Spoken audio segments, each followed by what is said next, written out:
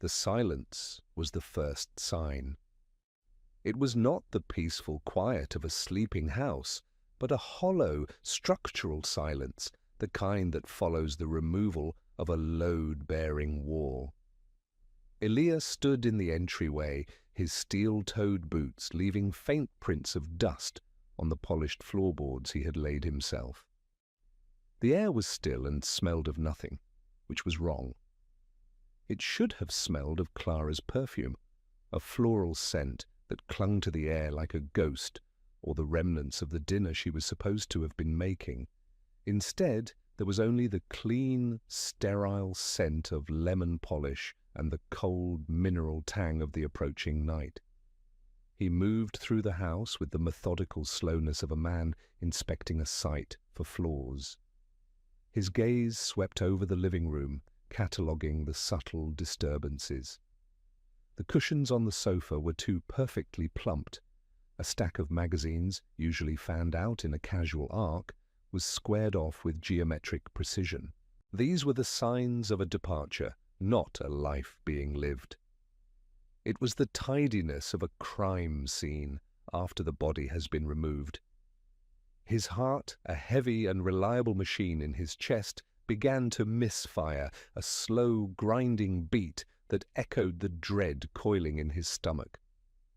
In the kitchen the silence was louder still. The stainless steel appliances reflected a distorted version of him, a broad-shouldered man in a dusty work shirt, his face smudged with the day's labor, his expression unreadable even to himself.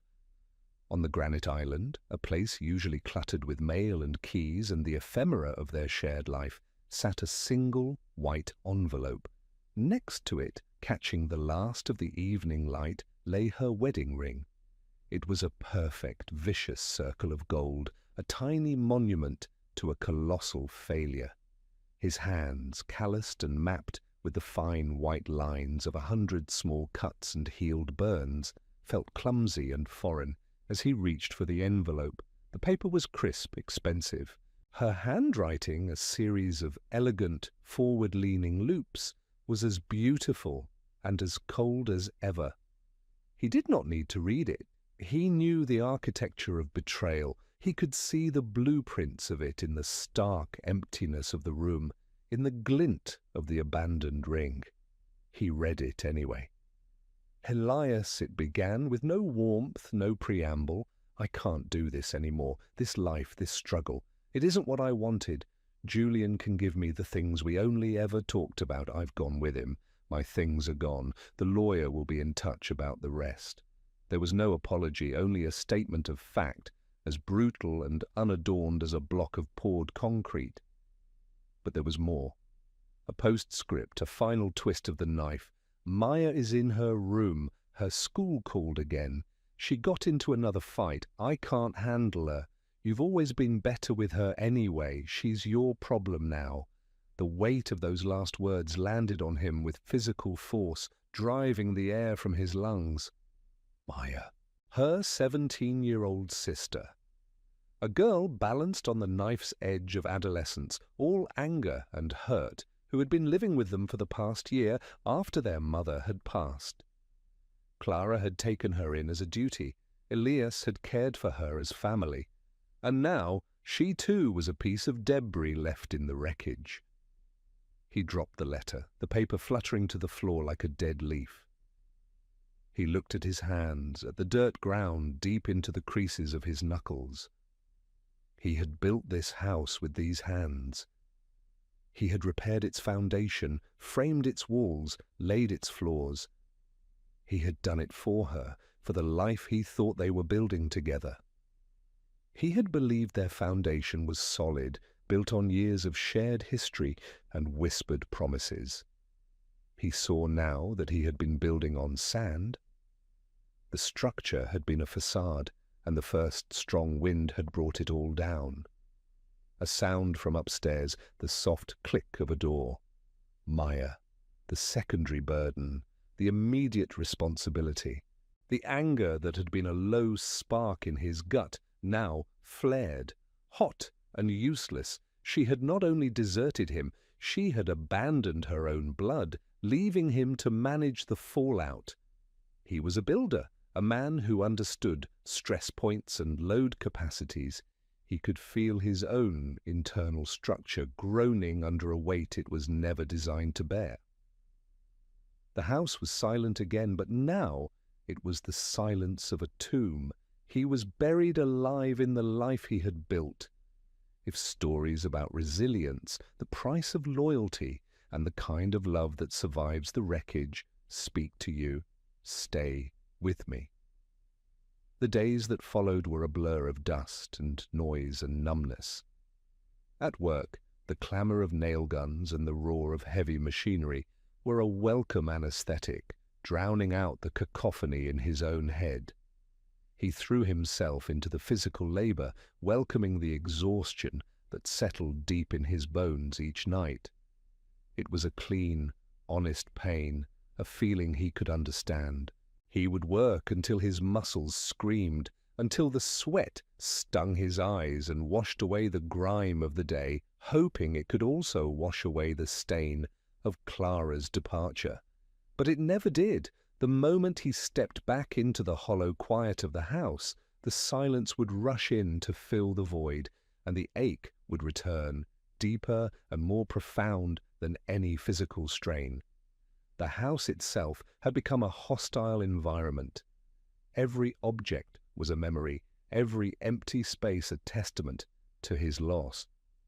The indentation on the mattress where she used to sleep, the scent of her shampoo lingering in a bottle in the shower, the single coffee mug left in the cupboard next to his. He operated on autopilot, a ghost in his own home, moving through a life that no longer felt like his. Meals were eaten standing up, snatched from the refrigerator without thought to taste or texture. Laundry piled up, a mountain of work clothes and Maya's discarded teenage outfits. The careful order Clara had maintained crumbled into a bachelor's chaos, a physical manifestation of his internal disarray. Maya was a storm cloud moving through the house, all silent fury and slammed doors. She rarely spoke to him, her grief and anger at her sister's abandonment a palpable force field around her. He would find her staring out the window, her expression a mixture of defiance and a vulnerability so raw it hurt to look at. He tried to reach her, making clumsy attempts at conversation, cooking meals she would barely touch. He was a man who knew how to build things from wood and steel, but he had no blueprint for rebuilding a shattered teenage girl. His words felt like ill-fitting tools, clumsy and ineffective. He was failing her just as he had failed to see the cracks forming in his own marriage. The thought was a constant, grinding weight. His boss, Marcus, a man whose face was a roadmap of deadlines met and storms weathered, watched him with a shrewd, unsympathetic eye. Elias's work, usually meticulous, had become sloppy. He was late twice in 1 week, his mind a fog of sleepless nights and anxious thoughts. He missed a measurement on a frame, forcing an entire crew to redo a morning's work. Marcus cornered him by the stacks of lumber, the air thick with the smell of sawdust and fresh-cut pine. "Your head's not in the game, Elias," Marcus said, his voice a low growl. "Whatever's going on at home, you leave it there. This site is no place for ghosts. One more mistake like that, and you're off the crew. Understand?" Elias just nodded, the shame a hot flush on his neck. He couldn't explain, he couldn't give voice to the failure that was consuming him. So he just worked harder, pushing his body past its limits, hoping the physical toll would somehow atone for his mental absence. But he was running on empty, the engine of his will sputtering and threatening to seize. The breaking point came not from a grand disaster, but from a small, mundane failure. It was a Tuesday night, the rain outside a relentless, drumming assault on the roof. He had spent an hour trying to fix a leak in the sink, his knuckles raw and bleeding from a slipped wrench. The pipe, old and corroded, refused to yield. Water dripped with infuriating persistence into the bucket below. At the same time, he was trying to help Maya with her algebra homework, a subject he hadn't touched in 20 years. The variables and equations swam before his eyes, a meaningless jumble of symbols that felt like another language he couldn't speak. "I don't get it," Maya muttered, her voice thick with frustration, pushing the textbook away. "It's stupid. I'm stupid." "No, you're not," Elias said, his own patience worn thin. "Let's just look at it again." "Why? You don't get it either," she shot back, her eyes flashing with a familiar, defensive anger. "Just leave me alone." She stood up, knocking her chair over, and stormed out of the room. The sound of her bedroom door slamming shut was like a gunshot in the oppressive quiet. He was left alone in the kitchen, the textbook open to a chapter on quadratic equations, the faucet dripping its maddening rhythm, the rain hammering down.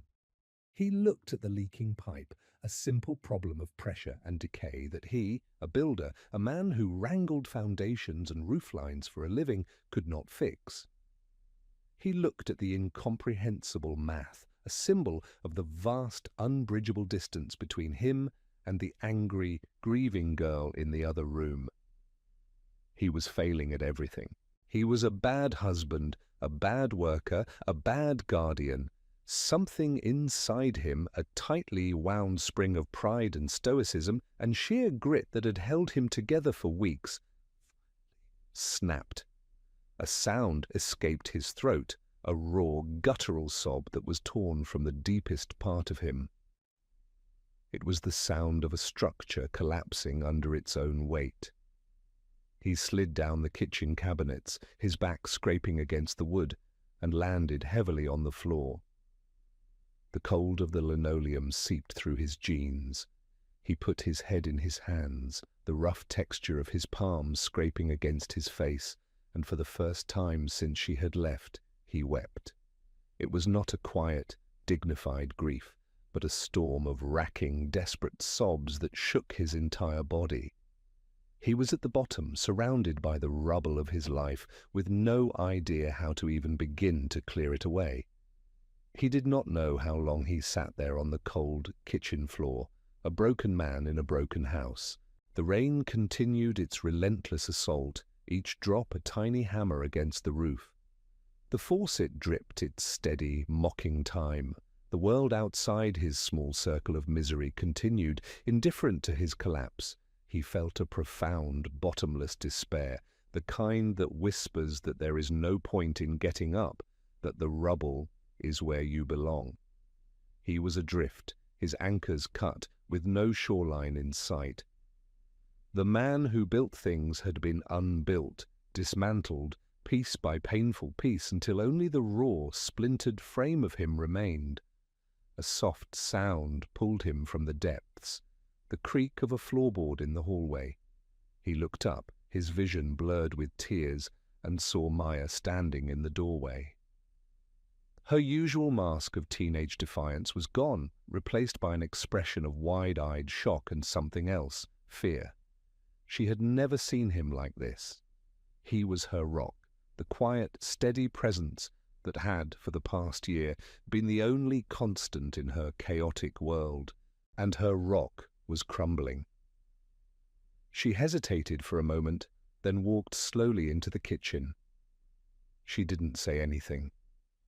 She just knelt on the floor beside him, her movements awkward and uncertain. She reached out a tentative hand and placed it on his shaking shoulder. It was a small gesture, a fragile bridge across the chasm of their shared and separate griefs. Her touch was light, but it felt like a lifeline. He took a shuddering breath, trying to regain control. He looked at her, at this girl who had lost her mother, and then been abandoned by her sister, left in the care of a man who was now falling apart before her eyes.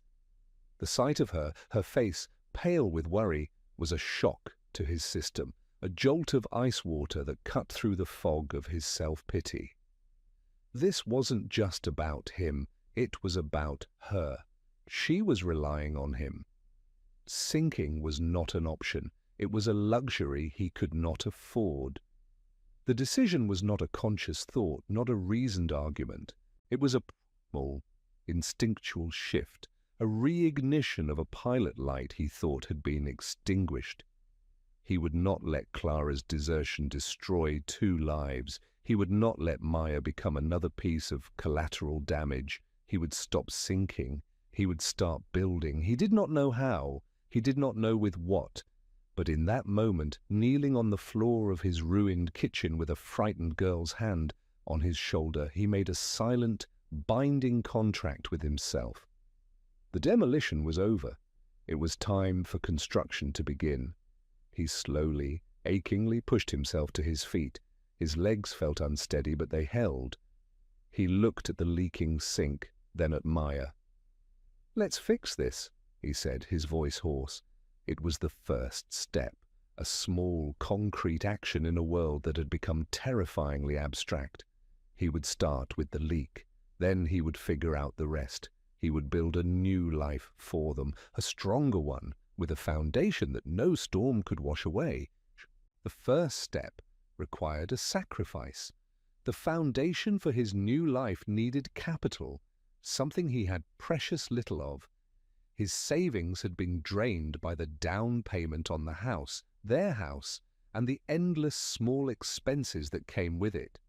Clara had been the one who managed their finances, a fact he now saw with blinding, painful clarity as a strategic error.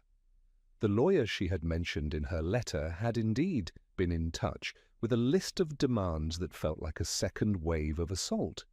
She wanted half of everything, including the equity in the house he had poured his own sweat into. He was fighting a war on 2 fronts, one for his own survival and one against the ghost of his former life. He spent a week cataloguing his assets, the meager sum of his existence. There wasn't much: his tools, his work truck, and one other thing. It sat in the garage under a dusty tarp, a relic from another lifetime. It was his father's 1972 Ford F-100. It was a beast of a machine, sea-foam green with patches of primer where the rust had been treated. His father had taught him how to drive in that truck, how to change the oil, how to read the language of an engine.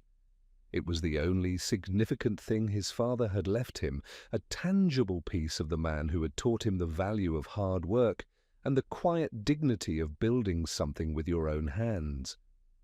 Selling it felt like cutting off a limb, but sentiment was a luxury.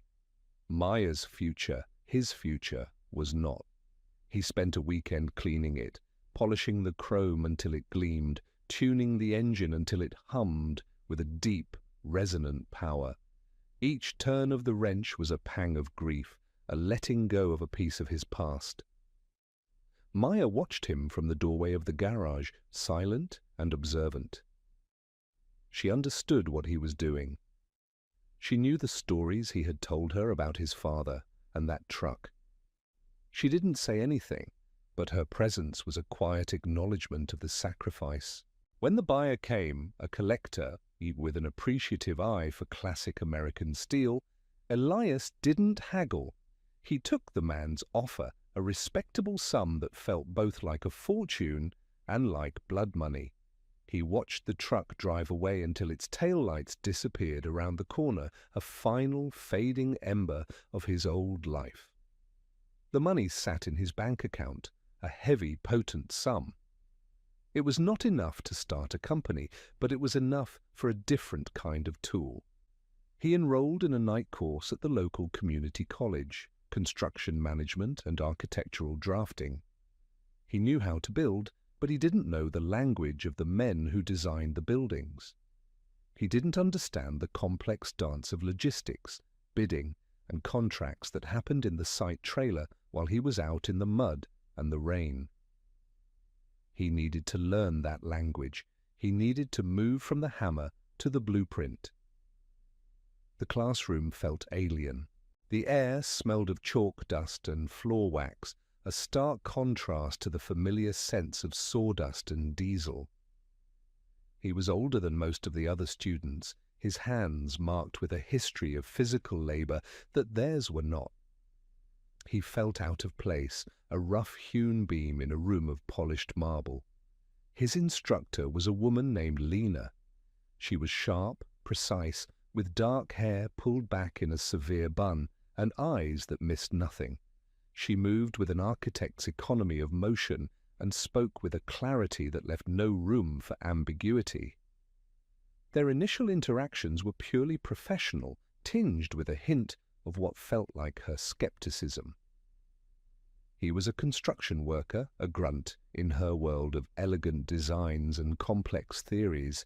He could feel her watching him, judging his rough sketches, his fumbling attempts to master the drafting software.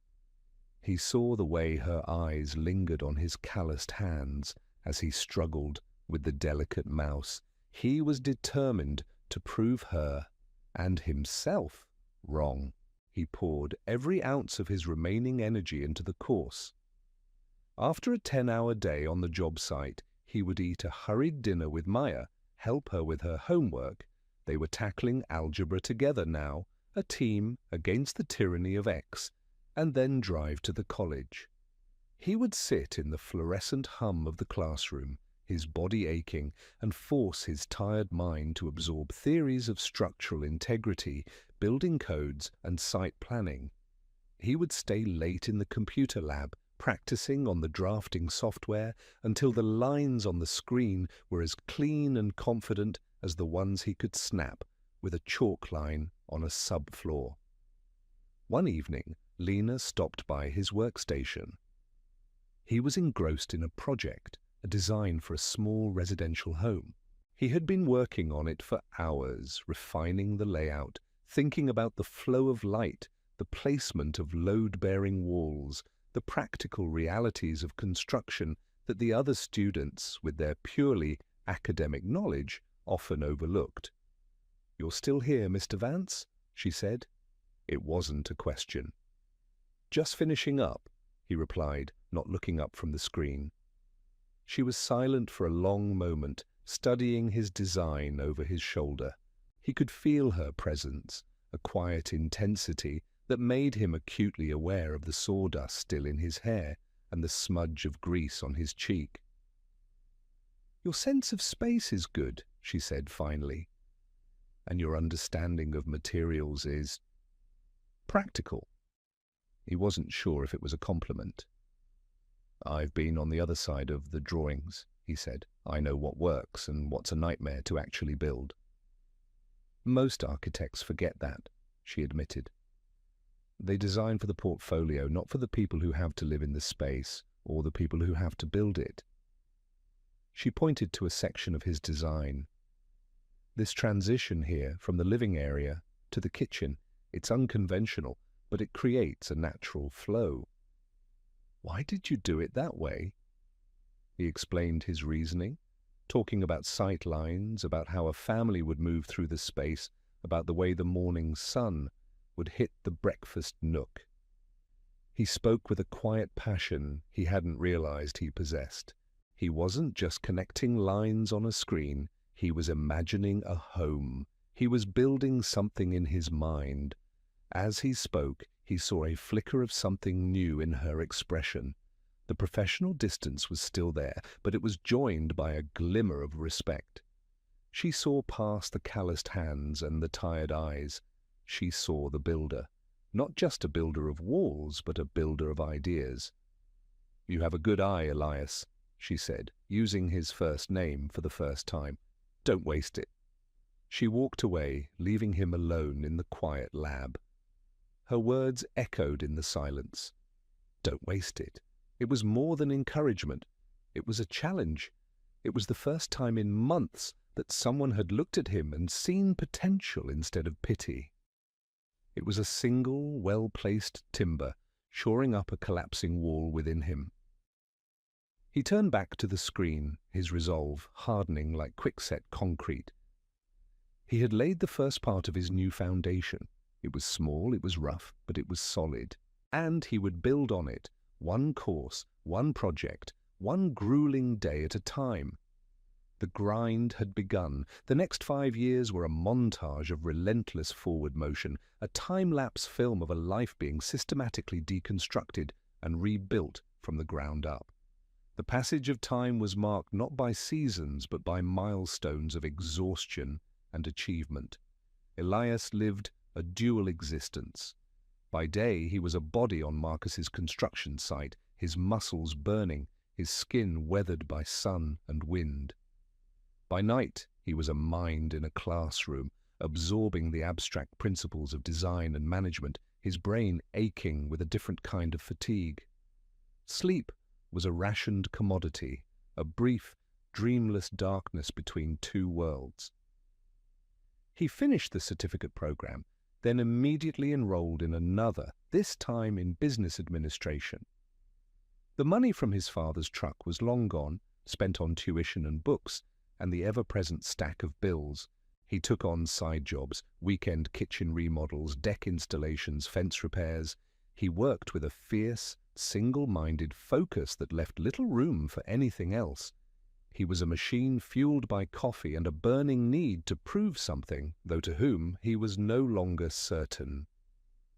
The initial fire of anger towards Clara had cooled into a hard, dense core of ambition. His revenge would not be an emotional outburst, but the slow, deliberate construction of a life so solid, so successful, that her memory would be nothing more than a footnote in its architectural plans. At Marcus's company, the change in him was gradual but undeniable.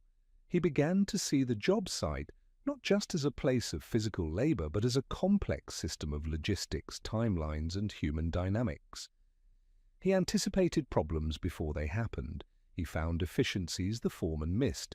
He spoke up in meetings, his voice quiet but confident, offering practical solutions rooted in his years of hands-on experience.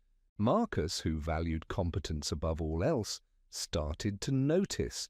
The gruff dismissiveness in his eyes was slowly replaced by a grudging respect. Elias was promoted to foreman, then to site supervisor. He traded his tool belt for a clipboard, his hammer for a set of rolled-up blueprints.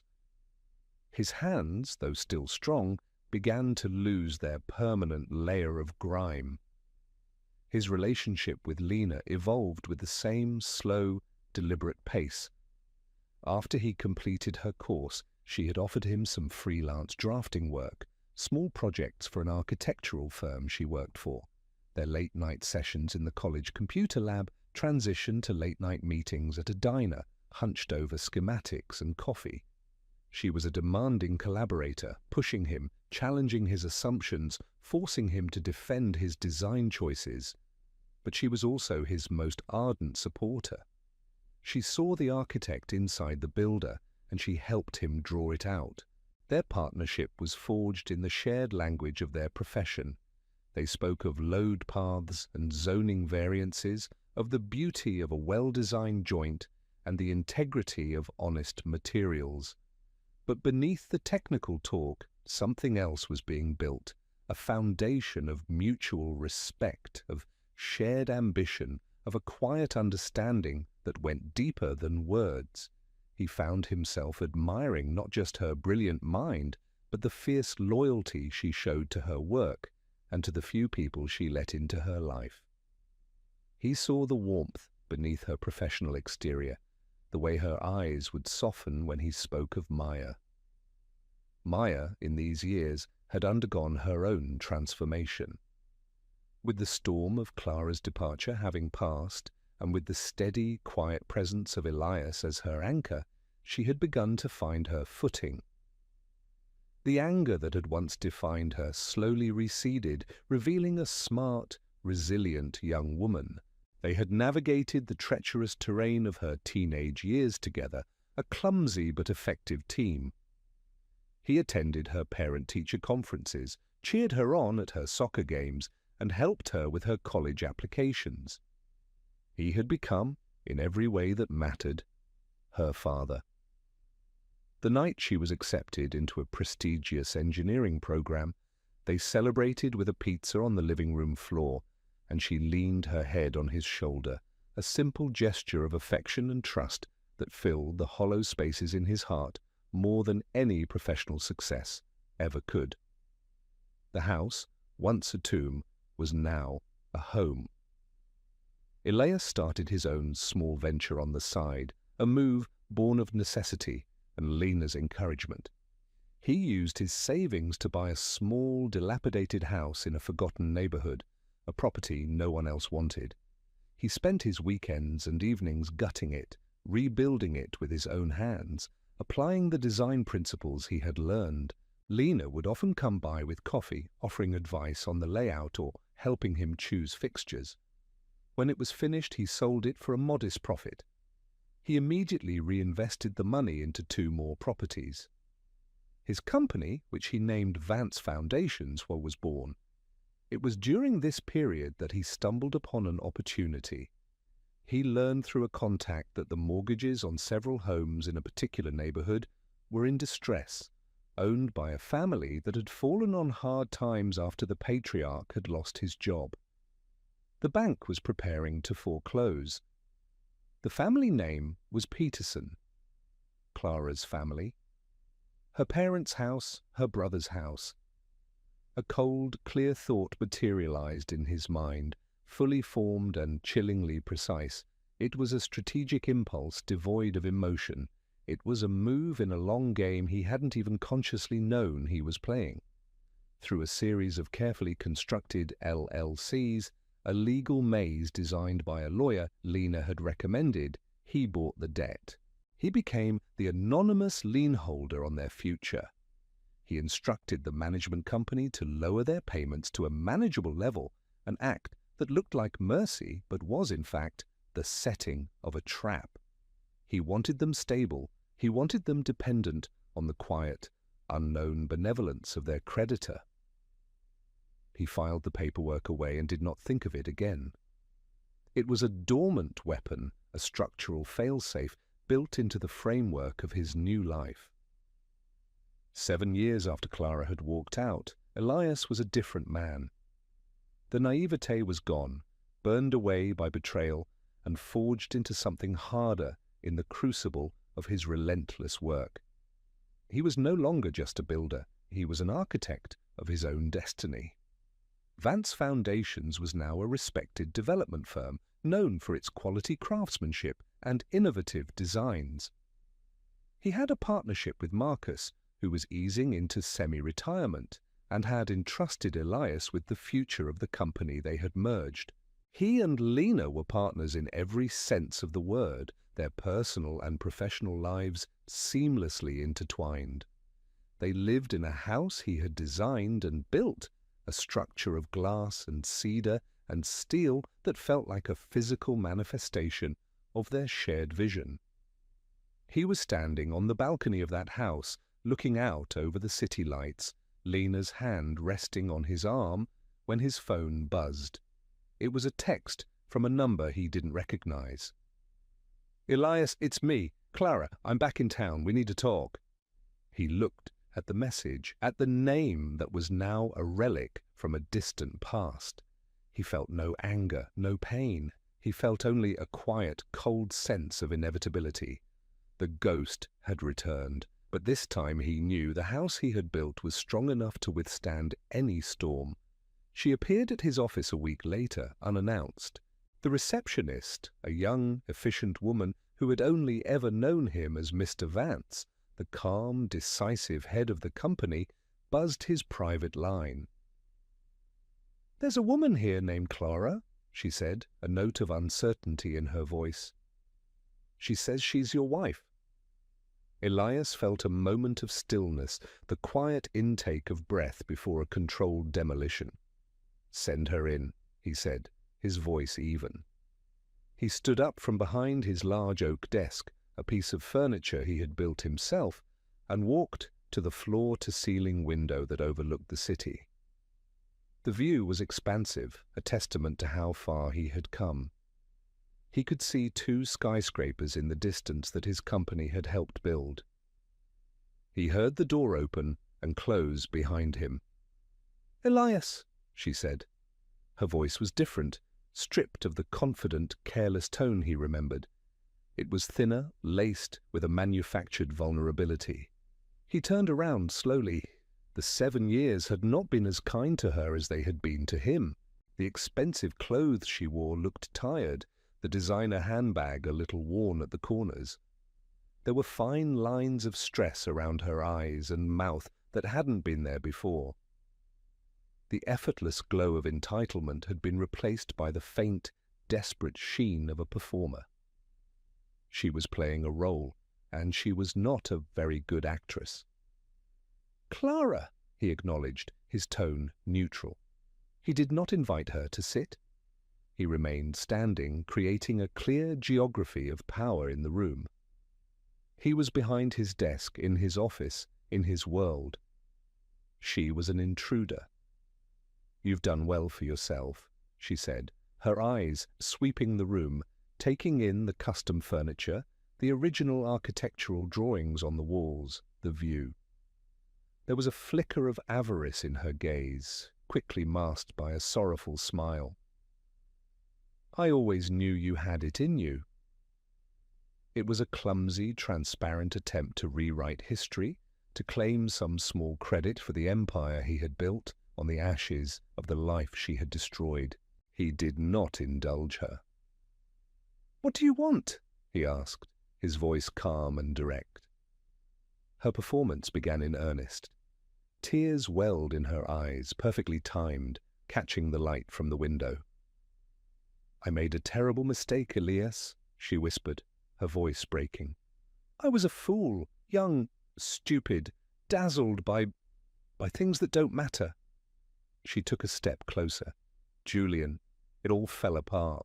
It was all a lie. The money, everything, he's gone. I have nothing."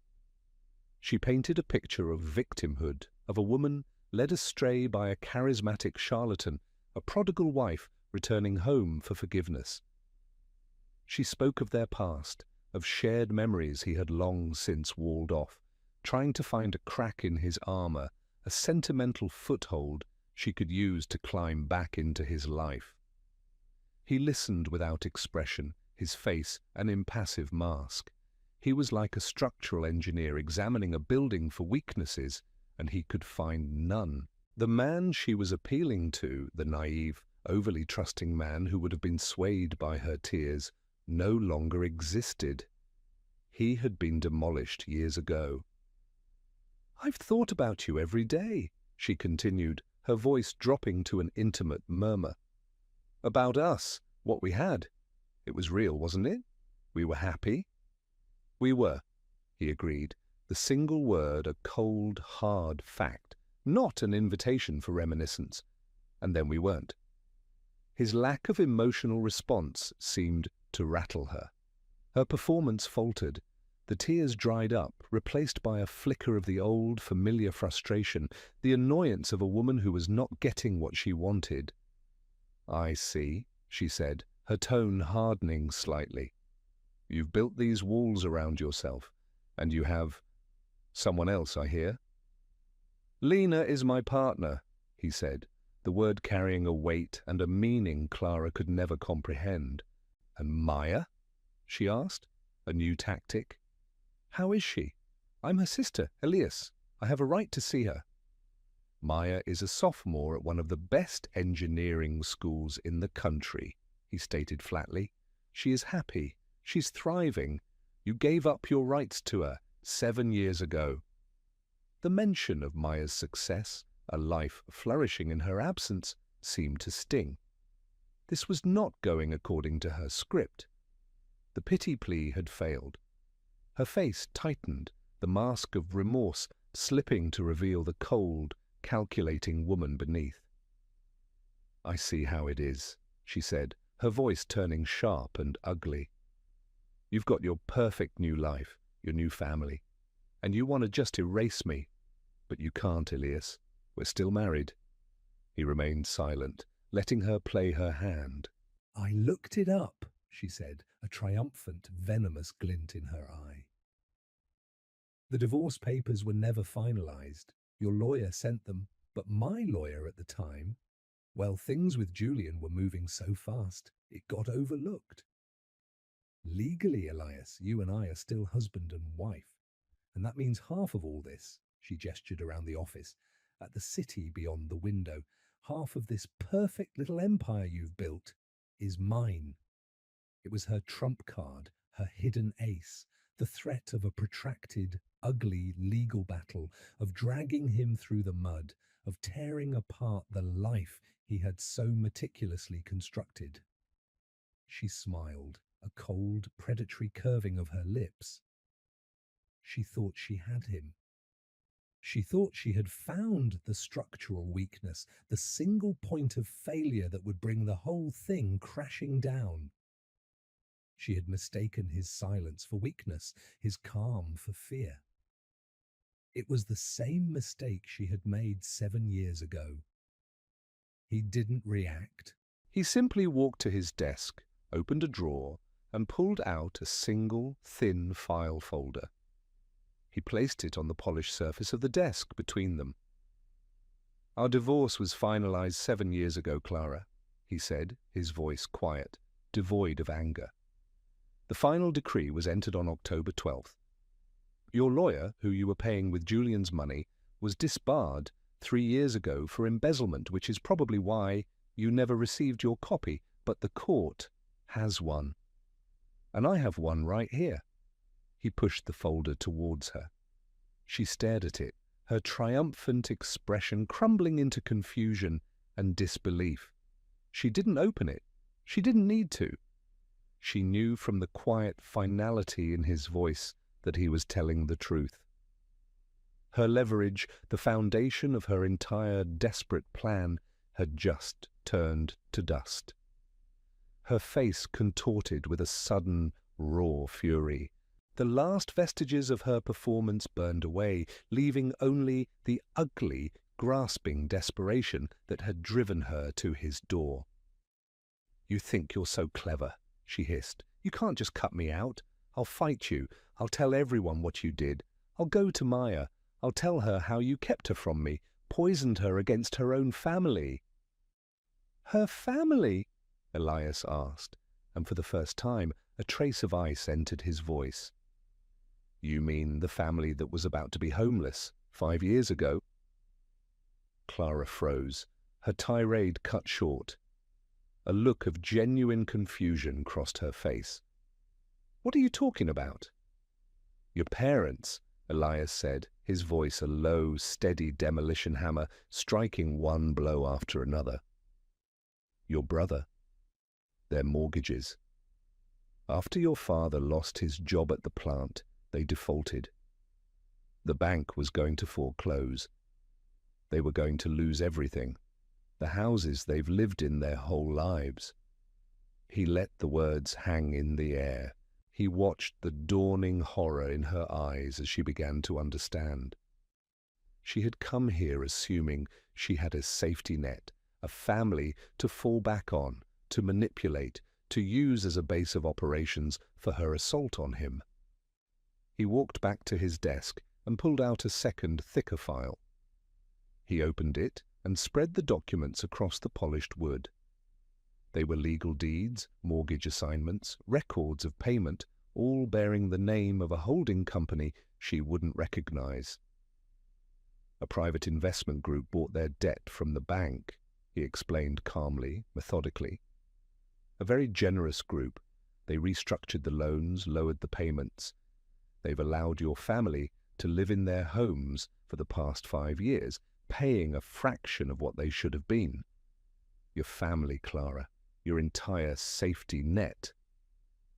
He picked up the top sheet, a document that gave him power of attorney over the holding company.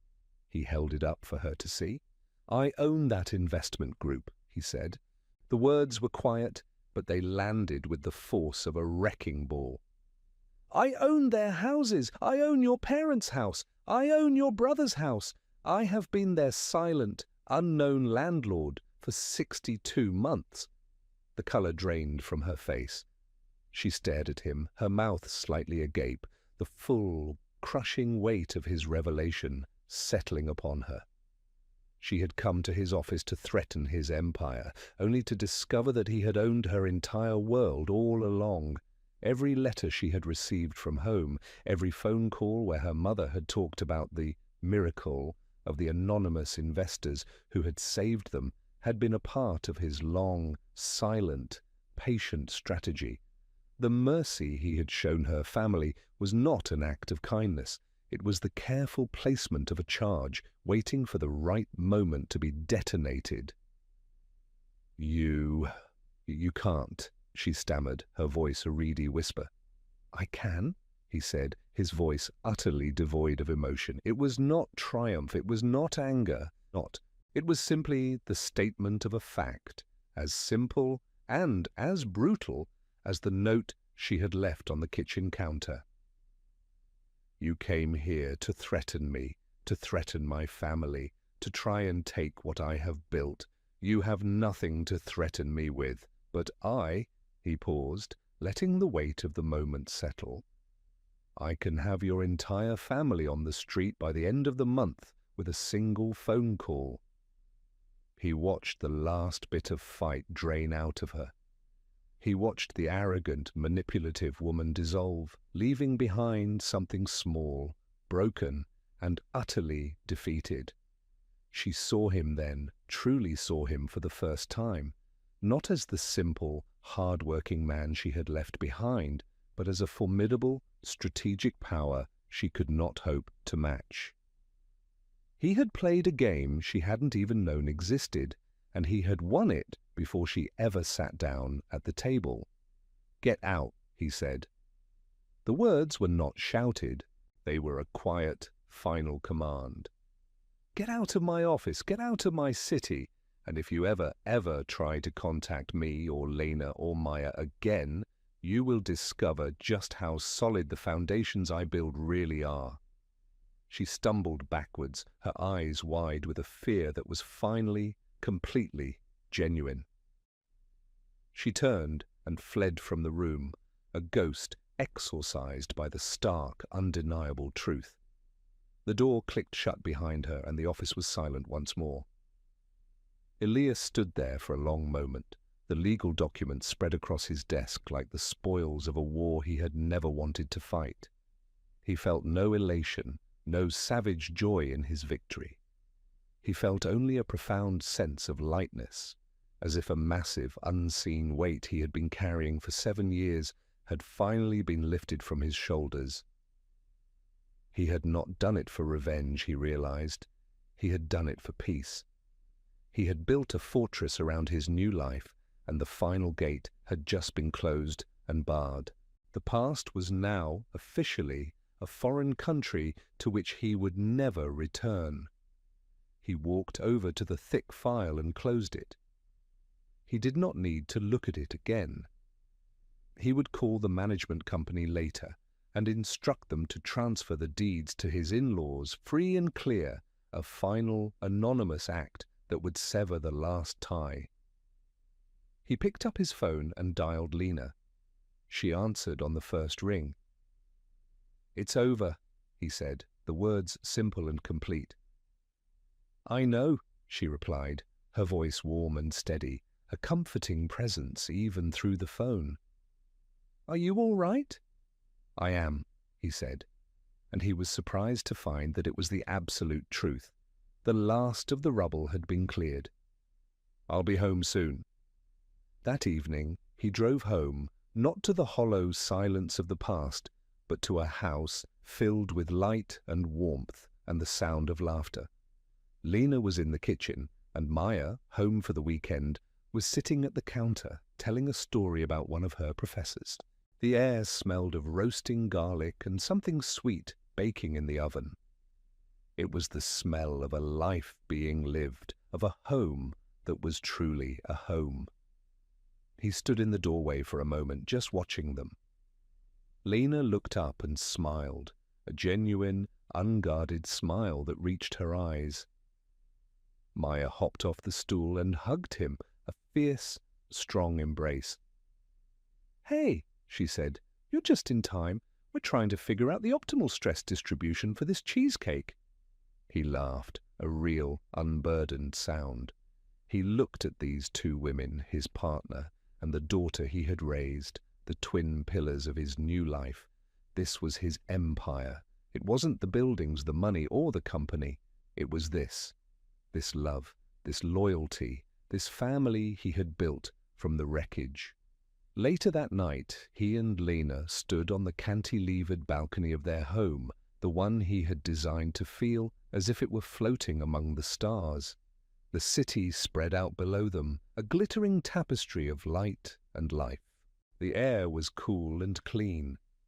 Lena leaned against him, her head on his shoulder. "You're quiet," she said softly. "Just thinking," he said, "about foundations." "They seem pretty solid from up here," she murmured, her hand finding his. He intertwined his fingers with hers, her skin warm and familiar against his. He looked out at the horizon, at the endless possibilities of the night sky, at the future stretching out before them. The ghost was gone. The war was over. The long, grueling work of the past 7 years had led him to this perfect, peaceful moment. He had lost everything, and in doing so, he had gained a world. He squeezed her hand gently. "We have work to do tomorrow,"